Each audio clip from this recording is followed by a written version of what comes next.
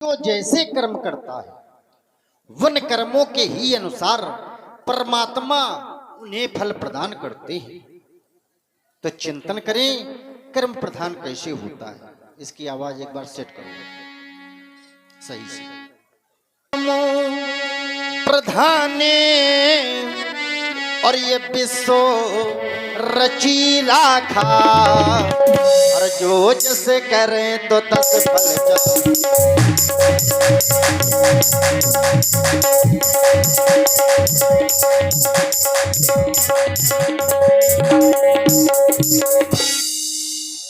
मेरे विद्वानों, इस संसार में मनुष्य आकर के जैसे जैसे कर्म किया करता है उन कर्मों के ही अनुसार परमात्मा उन्हें फल प्रदान करते हैं। यह मानव का शरीर बड़े भाग्य से मिला हुआ है। 84 लाख योनियों के बाद जब एक बार उस परमात्मा की कृपा होती है तो यह मानुष का शरीर मिलता है। तो बताया गया कि यह मानव का शरीर मिला कैसे। आचार्य वाणी कहती है कि बड़े भाग्य, ये बड़े भाग्य और ये मानो से तनी पावा और सुर दुर्लभ सब ग्रंथन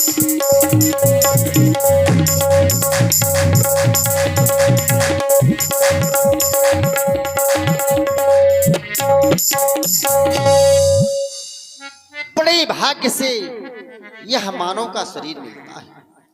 84 लाख योनियों में सर्वश्रेष्ठ योनि मनुष्य की बताई गई और ये मानव का शरीर पंच तत्वों से निर्मित हुआ।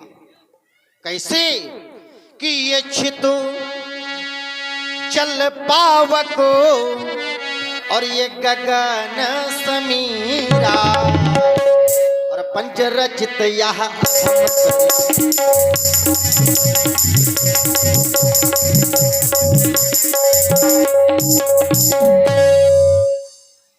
मेरे विद्वानों, यह परमात्मा को प्राप्त करने का एक साधन है।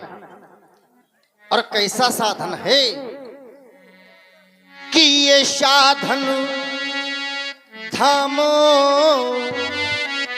और मोक्ष करी द्वारा और पाई ना जहीं पर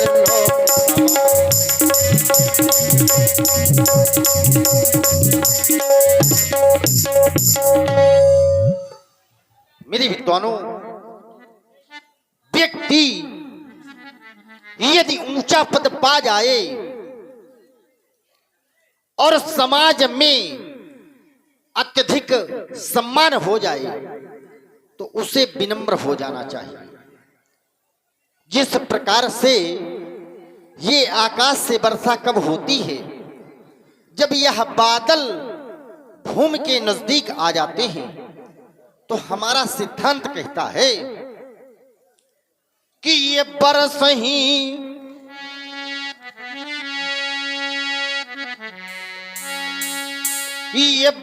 ही जलधि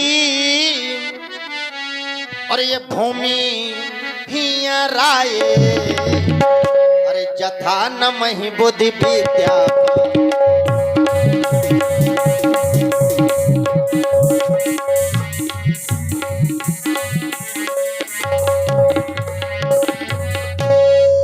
जिस व्यक्ति के अंदर विवेक आ जाता है, ज्ञान आ जाता है, बुद्धि आ जाती है तो वह व्यक्ति विनम्रशील हो जाता है।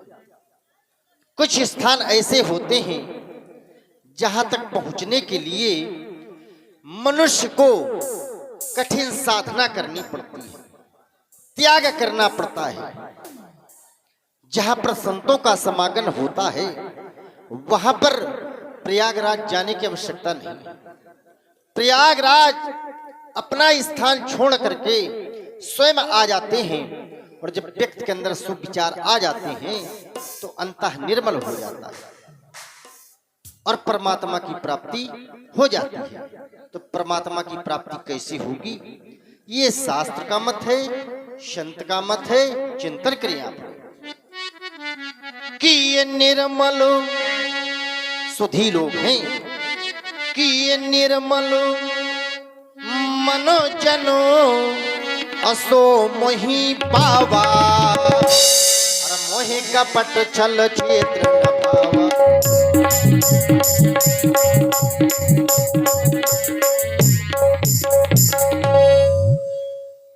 अत्यधिक न कहते हुए मनुष्य के जीवन में सत्कर्म होना चाहिए, धर्म के मार्ग पर चलना चाहिए।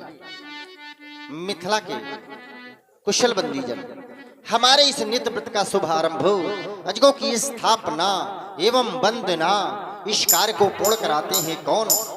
वही हमारी मिथिला के आन बान शान ऐसे वीरमल्लों को हमारे समक्ष उपस्थित हो।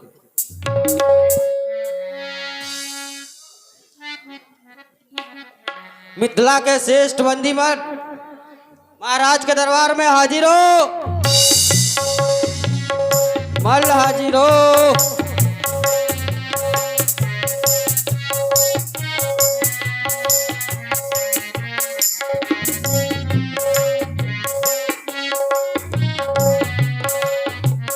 बम भोला महाराज के जीवन की जय जयकार हो। मिथिला के कुशल वीरमल महाराज आज यहाँ देश देशांतर के नृपाल महिपाल उपस्थित हो रहे हैं। आज उन महिपालों के बल की परीक्षा है कैसे महाराज? और उस परीक्षा में ले आए आज तुम्हारे भी बल की परीक्षा है।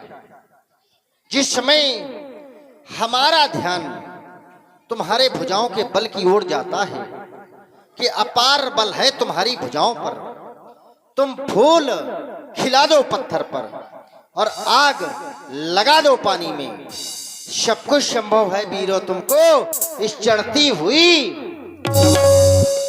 तुम्हारे लिए आशीर्वाद है। क्या है महाराज? एक आदेश है, क्या महाराज? श्रवण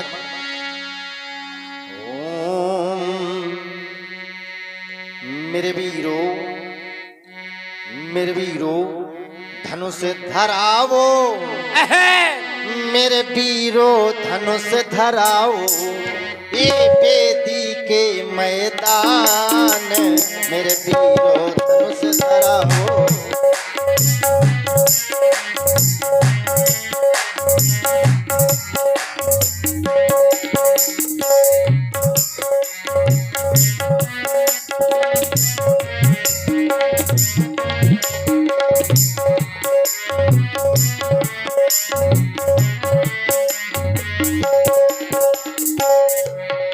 मेरे वीरो धनुष धराओ, मेरे वीरो धनुष धराओ, ये बेदी के मैदान मेरे वीरो धनुष धराओ।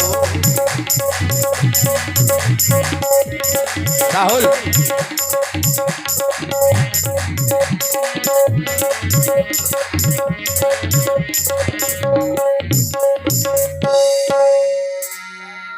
इस परम पुनीत वेदिका पर प्रस के महान दंड अजगों को स्थापित करवाओ जाओ। जैसी आज्ञा। खबरदार होशियार, कोई गुंडा मुझ नहीं मुड़ाएगा, कोई पहलवान खोपड़ी नहीं घुटाएगा। अच्छा आई एम रड़ुआ लगाए तिल कड़ुआ, राजी घुसी लाठी घुसी, झंडू बाम तीन काम, जय श्री राम। अरे बिले, हाँ बिली, ये बिलबंदर साफी लिए खड़ा है, थप्पल पट्टी है। थप्पल? ये रिश्तेदार है तुम्हारा। मैं हूँ महामल्ल और ये समझ रहा है लुल। समझी रहा है पूरा पूरा। ऐसा नहीं है, कैसे? कैसे? और मैं हूँ महामल्ल और मैं हूँ